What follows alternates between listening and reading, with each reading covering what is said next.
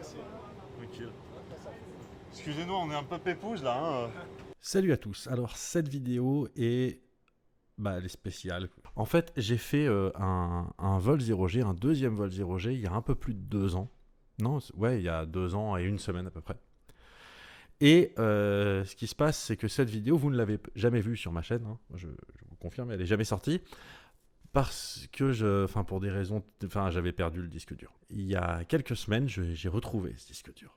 C'était un vol que j'ai fait lors d'une campagne CNES, donc un vol scientifique avec des expériences scientifiques à bord, le tout parrainé par le CNES.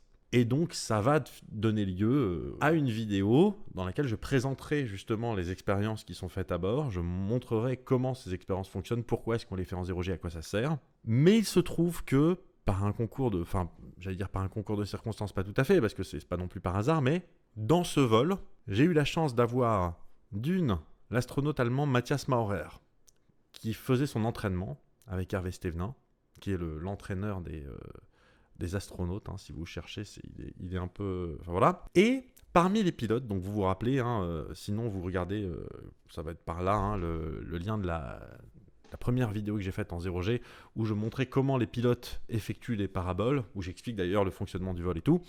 Les pilotes fonctionnent toujours par 3 pour faire les paraboles. Et ce qui se passe, c'est que donc sur ces sessions-là, il est assez courant d'avoir 4 voire 5 pilotes à bord, ce qui leur permet de faire des roulements. Et un des pilotes de ce vol, c'était Thomas Pesquet.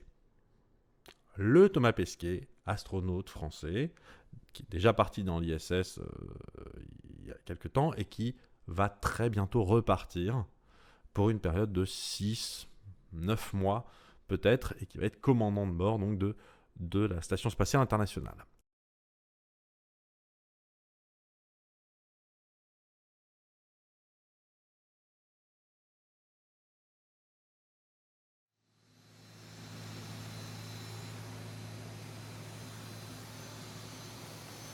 Je me sens beaucoup moins con que la dernière fois que j'étais avec mes ballons.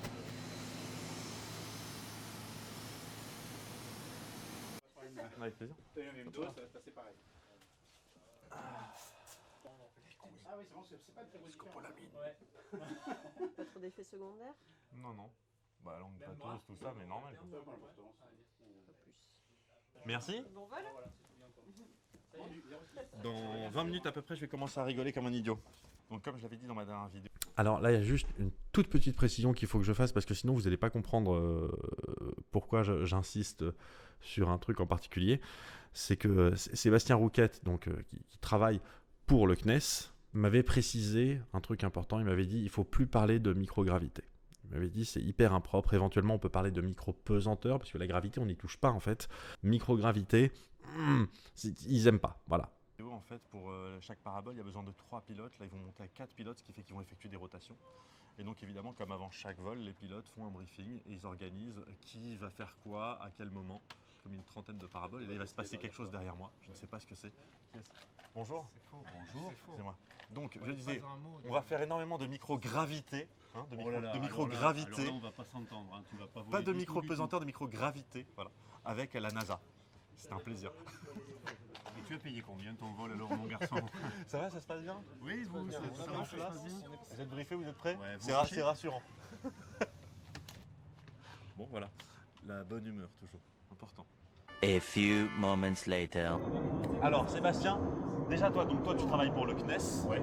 Et toi, ton boulot par rapport aux campagnes de 0G, c'est quoi précisément? En fait, je suis coordinateur des campagnes. Ouais. On dit en interne, c'est responsable de l'activité ou responsable programme en fait, des vols paraboliques au CNES. Et c'est vraiment un travail de chef d'orchestre. Je m'occupe depuis la sélection des expériences qui est réalisée par des comités d'experts, par thématique, depuis la sélection jusqu'à l'embarquement et à la réalisation des campagnes, la coordination entre les équipes scientifiques, Novespace et le CNES. D'accord. Et alors, je vais essayer de rester stable pendant le truc parce que c'est ma deuxième parabole là. Vas-y, bouge pas, Du coup, respire, tonique sur les abdos. Du coup, l'intérêt en fait de toutes ces expériences scientifiques pour le CNES, c'est quoi? À part le fait de se préparer à aller dans l'espace. Alors pour nous, en fait, le CNES, c'est une agence qui soutient la recherche. Nous, on n'a pas de laboratoire de recherche en interne, hein, ce sont des laboratoires techniques éventuellement, mais l'objectif c'est, on se sent mieux tout de suite, hein. L'objectif c'est vraiment de soutenir les activités de recherche spatiale, donc on soutient les laboratoires CNRS, INSERM, universitaires, et effectivement on développe aussi des applications qui sont destinées à l'exploration spatiale. D'accord. Et de ce que... Attends, j'ai juste... Parce que là, je suis pas... Voilà. Hop là. Et donc, ma compréhension, c'est qu'à peu près 80% des expériences qui sont faites en avion n'ont pas besoin d'être faites ensuite dans l'espace. C'est ce qu'on dit, ouais. Là, on dit effectivement que la majorité des manips qui sont gérées ici, qui sont faites ici, se satisfont complètement des conditions qu'on leur propose, que ce soit en durée ou en niveau de micropesanteur. Donc en fait, les scientifiques qui sont là sont parfaitement satisfaits de ce service-là et réalisent en fait, ont la possibilité de réaliser des expériences de premier rang au niveau recherche. D'autant que j'ai vu par exemple l'expérience de physio où ils font passer une dizaine de sujets, c'est un truc qui est infaisable dans l'espace. Oui, alors c'est infaisable. C'est-à-dire que ça prend des temps beaucoup plus importants parce que le sujet dans l'espace, c'est l'astronaute. C'est ça. Les astronautes, évidemment, il y en a beaucoup qui passent dans l'ISS, mais sur des durées relativement longues. Ça se passe pas tous les 2 jours. Il y a des processus de sélection, de mise en place, donc les protocoles durent des années. Alors que là, sur quelques campagnes, on va dire sur 2-3 ans maximum, une équipe peut avoir accumulé plus de 10 à 12 sujets. Donc on a vraiment des résultats probants d'un point de vue scientifique. D'accord. Et alors, est-ce que le CNES se prépare maintenant avec les différents vols? Je vois, il y a un astronaute qui s'entraîne à côté, il y a Pesquet aussi qui est à bord. Est-ce que le CNES se prépare aussi pour des choses différentes à l'avenir, pour des vols habités, pour des vols qui vont partir loin, type Lune ou Mars, des choses comme ça? Est-ce qu'il y a des choses particulières, des programmes particuliers que vous mettez en place? Alors il y a une mutation depuis quelques années, effectivement, parce que traditionnellement, à l'origine des vols paraboliques, c'était vraiment typiquement une activité de soutien à la recherche et à la technologie. Donc, technologie spatiale, recherche académique. Aujourd'hui, depuis 4-5 ans, dans les services du CNES, et notamment le CADMOS, qui est le service qui assure le développement et les opérations de ces expériences en 0G, on propose aussi des expériences qui visent à préparer l'exploration. Alors ça va être ce qu'on appelle du support vie, de la technologie qui va être implémentée dans les vaisseaux d'expédition, d'exploration, ou bien de l'entraînement des astronautes. D'accord. Et là, donc, typiquement, moi je vois sur les expériences qui sont à bord, outre l'entraînement de Mathias qui se fait à côté, j'imagine que les expériences physiologie, elles ont vocation à donner un résultat dans l'espace. Pareil pour le déployeur de CubeSat, on va montrer des images de tout ça. Est-ce qu'il y a ici des expériences qui clairement n'ont rien à faire dans l'espace, c'est juste pour pouvoir se bazarder entre guillemets la pesanteur des paramètres? Alors, évidemment, oui, quand on parle de recherche, par exemple, dans le domaine de la combustion, on a par exemple des expériences qui s'intéressent. Alors, si on est tous les deux à l'envers, on va croire qu'on est à l'endroit. Alors, je vais me mettre dans l'autre sens. Ok. Donc, quand on parle de combustion, par exemple, la combustion, elle vise à améliorer les applications terrestres. Donc, rendement des moteurs, technologie d'injection. Donc, typiquement, ce sont des technos qui ne sont pas forcément destinés à l'espace. D'accord. Mais quand on parle d'applications typiquement spatiales, quand on parlait tout à l'heure d'applications visant l'exploration, on a par exemple ici une expérience qui est développée par le CADMOS et dont la vocation est d'améliorer les diagnostics d'analyse de l'eau dans l'ISS et dans les prochaines missions d'exploration. Ouais, d'accord.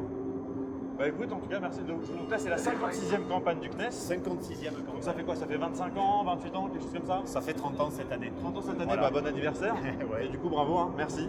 Merci Bruce. Cool. Et bon vol. Tu m'étonnes. Ok, donc là, je suis avec Mathias Maurer, donc, qui est astronaute. Oui. Et je sais pas si on dit astronaute pour les Allemands ou spationaute, enfin astronaute. Oui. Voilà. Et alors pour le coup, l'entraînement des astronautes, moi, c'est le premier truc qui me semblait naturel pour les vols 0G. Mais alors du coup, toi, cette semaine, tu fais quoi?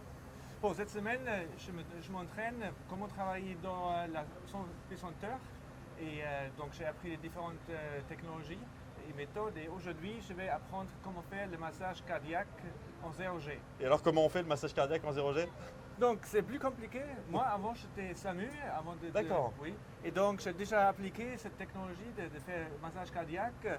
Et c'est important de le faire bien. Mais dans songer, en fait, si moi je me pousse en air et donc je ne peux pas faire le massage cardiaque proprement. Donc, il y a 3 différentes méthodes que je vais apprendre aujourd'hui. Une, c'est m'attacher Ouais.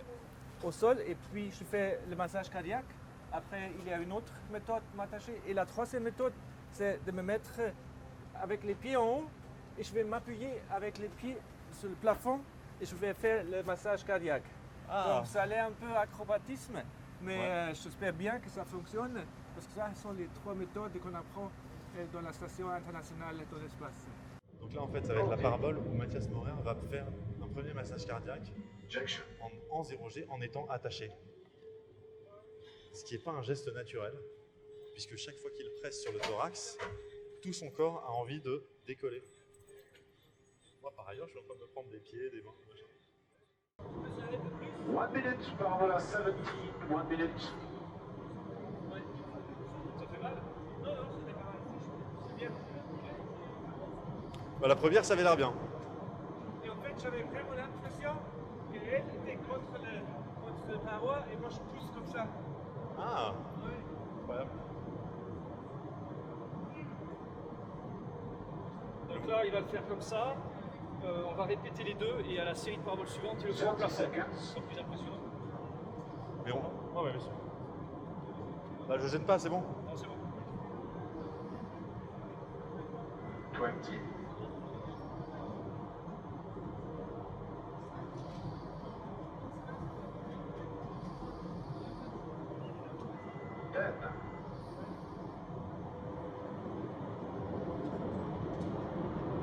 Five, 3, 2, 1, block. Donc là, on est reparti pour une parabole. Pour l'instant, on est en hypergravité. Donc Mathias se prépare. Le but étant à nouveau de faire un massage cardiaque. Bien, moi, je vais essayer de ne pas bouger pour pas gêner 30, ni la GoPro, ni l'expérience, ni rien. Faire 40, et injection. injection. Voilà.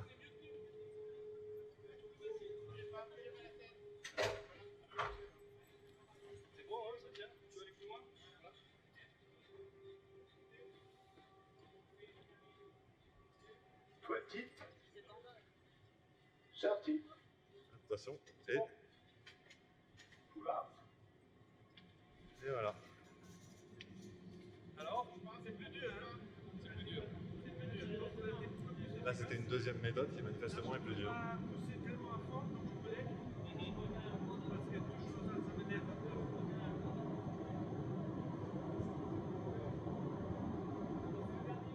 40. Injection.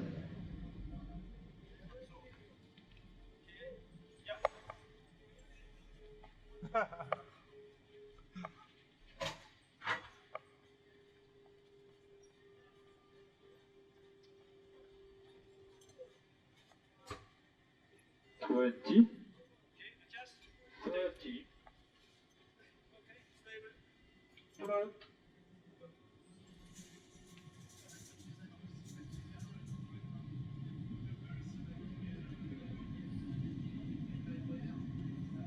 Est-ce qu'il y a un départ prévu dans l'espace bientôt? On ne sait pas encore. Bon, cette année-là, il y a mon collègue italien, Luca Parmitano. L'année prochaine, c'est Thomas Pesquet. Et moi, j'espère qu'après Thomas, ça sera à moi. Ah ben on croise les doigts, ce serait cool. Oui, Merci. Un conseil pour les jeunes qui veulent devenir astronautes peut-être? oui bon, c'est difficile? Oui, c'est bon, c'est difficile, mais il faut suivre le rêve. Et donc, c'est important d'apprendre bien les maths, les physiques, parce que ça, c'est la base. Et après, il faut aussi avoir un peu de chance. Super. Merci. Merci Et à vous. bah, bon courage pour la suite, on viendra voir pendant le vol. Absolument. Qu'est-ce qu'on fait alors? Bah, on va faire une petite interview. Ok, je vais me mettre debout. C'est salaud, mais je vais me mettre debout aussi. C'est advanced, c'est level advanced. Ouais, je sais. C'est parti. Donc Thomas Pesquet, bah, merci déjà de m'accorder quelques secondes. Plaisir. Alors déjà, est-ce que tu peux m'expliquer, en tant qu'astronaute qui pour le coup a été dans l'espace, tout ça, l'intérêt pour toi d'un entraînement avec un vol 0G? Bah moi c'est deux choses différentes en fait, je le fais en tant que pilote. Ouais. Donc là quelque part c'est plutôt la conduite de machines complexes et le côté opérationnel, donc là c'est vraiment pour me maintenir on va dire en forme et quelque part ça n'a rien à voir avec le côté 0G. Après en tant qu'astronaute dans la cabine, Ouais. bah là quand on voit par exemple les manipulations de l'EAC, tout ça des astronautes, là c'est plus de l'entraînement, plutôt pour les gens qui débutent, quand on est astronaute expérimenté, on n'a pas besoin de venir là régulièrement. Moi, je le fais en tant que pilote. Bien sûr. Voilà. Et donc là, tu peux me confirmer que ce que je suis en train de vivre là, c'est la même chose que dans l'ISS. C'est exactement la même chose, c'est la même... Ça dure plus longtemps, quoi. Ça dure plus longtemps, c'est la même sensation physique, c'est le même phénomène, c'est de la chute libre, mais malheureusement, ça s'arrête assez rapidement, alors que dans l'ISS, ça dure pendant 6 mois. Ça dure le temps que tu restes à bord, en fait. Exactement. Et là, malheureusement, retour au sol, et voilà. Ah, sans les mains, ok. Ah oui, mais après, il faut augmenter un peu la difficulté. Ouais, c'est Clairvoie, lui, il fait des squats. Ouais. Des squats en 2G, tu peux faire des Ouais, mais moi, je vais attendre d'avoir quelques paraboles derrière moi, sinon je vais gerber. Ah, d'accord. Et juste, je te dérange encore avec une question. Est-ce que tu as moi, mon gamin qui veut être astronaute, est-ce que tu as des conseils pour les jeunes qui voudraient devenir astronaute? Je pense déjà, c'est se lancer dans plein de trucs. À mon avis, il faut bien travailler à l'école, c'est sûr. Ouais. Mais il y a plein d'autres choses qui sont importantes. Il faut faire du sport, il faut faire des activités qui te sociabilisent, parce que nous, on travaille en équipe, c'est une des compétences les plus importantes. Donc il faut se lancer dans le sport, il faut pourquoi pas s'inscrire à un aéroclub, faire du parachutisme, aller à l'étranger. Il faut vraiment tout essayer. Je pense qu'on a plein d'opportunités. Ce qu'il ne faut pas, c'est se censurer. C'est se dire ah non, ça c'est trop dur, ah ça fait peur, ça c'est pas pour moi. Si les gens y arrivent, c'est que c'est possible. Donc il faut se lancer. Et est-ce que tu penses, de ton point de vue à toi, vraiment, est-ce que tu penses que dans le futur, on va avoir de plus en plus de personnes qui partent dans l'espace, ou on va au contraire s'orienter vers de plus en plus de machines automatiques? Non, je pense qu'on aura de plus en plus de gens, parce que déjà là en ce moment, ça fait 18 ans maintenant qu'on a des gens dans la station spatiale, des équipages de 600 permanences. Si on regarde le nombre de jours passés dans l'espace par des hommes depuis le début de la conquête spatiale, on fait que augmenter en fait. Bon, c'est cool. Donc c'est plutôt cool. Et ensuite, nous, on va aller de plus en plus loin. Nous, c'est des astronautes professionnels. On parle de retourner vers la Lune. On a Mars en ligne de mire pour dans une vingtaine d'années. Mais derrière nous, tout cet espace qu'on a défriché, il va s'ouvrir. D'abord, c'est sûr que ça coûte un peu cher, mais ensuite, on espère que ça va se démocratiser. Il y a de plus en plus de gens qui vont aller dans l'espace, que la technique va progresser, ça va faire baisser les prix. Et puis un jour, c'est Stephen Hawking qui me dit mieux que moi, on sera une espèce multiplanète. Oui. C'est pas tout de suite, mais non, ça arrivera. J'espère que ça va arriver. Notamment, j'avais discuté avec un astronaute qui expliquait que ce qui serait top, ce serait de pouvoir lancer des fusées directement depuis la Lune, parce qu'il y aurait besoin de beaucoup moins de ratio carburant sur la masse totale de la fusée. C'est vrai, mais après il faut amener la masse sur la Lune, c'est ça. Au départ de la Terre. Mais vraiment ce qui nous limite, c'est vraiment d'échapper à la gravité terrestre. C'est pour ça qu'on a besoin de fusées, c'est pour ça qu'on a besoin de moteurs hyper puissants. Et le jour où on trouve une technologie qui n'existe pas encore pour s'affranchir de ça, là pour le coup on sera capable de faire énormément de choses. D'accord. Écoute, merci. On va se faire une dernière parabole ensemble. C'est cool. Non, parce que mine de rien, là je tourne pas la tête pour regarder la caméra parce que sinon je vais gerber, mais mine de rien, tout le monde n'a pas la chance de pouvoir flotter avec un astronaute. Donc du coup, voilà, moi ça fait 2 fois déjà, donc je suis content. C'est clair, maintenant t'es frequent flyer. Ouais. Bon. Alors attention, par contre, là on lâche tout. Attention. Prêt ? C'est parti. Et on navigue par action-réaction. Alors on va chercher celle-là, ici, là. Allez hop, on nage. Voilà, pas mal. Hop là. On revient. Hop, parcours d'obstacles. On retourne. Hop là. Hop. Attention. Attention, ouais. Encore une fois, une petite pirouette pour la route. Et atterrissage. Et atterrissage en douceur. Nickel. Écoute, merci et bonne continuation de vol. Super, merci à toi aussi. Cool. Ouais, c'est cool. Bon, et donc toi normalement tu repars 2020 ? Fin 2020, début 2021 si tout va bien. Cool, on lèvera les yeux au ciel. Clair. Allez, ça marche, on vole. Toi aussi. Oh, c'est lourd, 2G. Oui, donc ça je l'avais déjà dit lors du premier vol, et donc là c'est cool d'avoir la confirmation d'un astronaute, hein. Je veux dire, oui, la sensation est rigoureusement la même, c'est-à-dire ce qu'on ressent, parce que ce qu'on expérimente en fait en 0G, c'est la même chose que dans la Station Spatiale Internationale, ce qui explique notamment que nous on y va à coup de parabole de 22 secondes. Thomas Pesquet, il a vécu ça pendant plusieurs mois sans interruption, ça explique pourquoi il est très très très chill en 0G, mais très très chill. Voilà. Bon, à côté de ça, même quand on est en hypergravité, 1,8G, ça lui fait pas grand chose. Lui, il a vécu du 8, du 9, du 10G, je veux dire. Voilà. Le gars a quand même ressenti ce que ça faisait de peser quasiment 1 tonne. Putain. Alors, plus bas donc on a dit. Ah non, mais je fais sans les mains, je tombe. J'ai pas d'équilibre. Ah putain, non, c'est impossible. Attends, c'est impossible. Déjà, Déjà, je me relève. C'est impossible. Et pourtant, Jean-François Clairvoy, il fait ça comme si de rien n'était. Je le soupçonne de peser en fait 14 kilos. Je pense que c'est ça le secret. Voilà, c'est tout pour cette vidéo. C'était un petit peu court. J'en suis conscient, surtout que ça fait pas mal de temps que je n'avais pas publié. Mais là, l'occasion était trop belle de pouvoir au moins vous présenter déjà ces extraits-là de tout ce qu'on a tourné pendant ce vol. Donc, je voudrais encore une fois remercier le CNES de m'avoir invité. Je voudrais remercier Novespace de m'avoir invité. Et puis pour tout ce qu'ils font, parce que c'est cool. Voilà, je vous mets aussi des liens dans la description pour avoir plus d'infos sur Novespace, sur le CNES. Voilà, c'est une question qu'on m'a souvent posée, donc je vais y répondre aussi. Si jamais vous voulez faire en tant que particulier, vous dites est-ce que je peux faire un vol 0G? Oui, vous pouvez.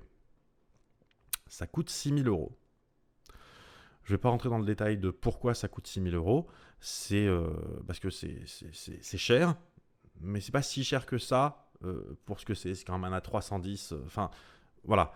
Mais cela dit, si vous avez 6 000 € en trop, et qui ne vont pas vous manquer, hein, je veux dire, donc là, je m'adresse à très peu de personnes, hein, mais si vous avez 6 000 € et vous ne savez pas quoi en foutre,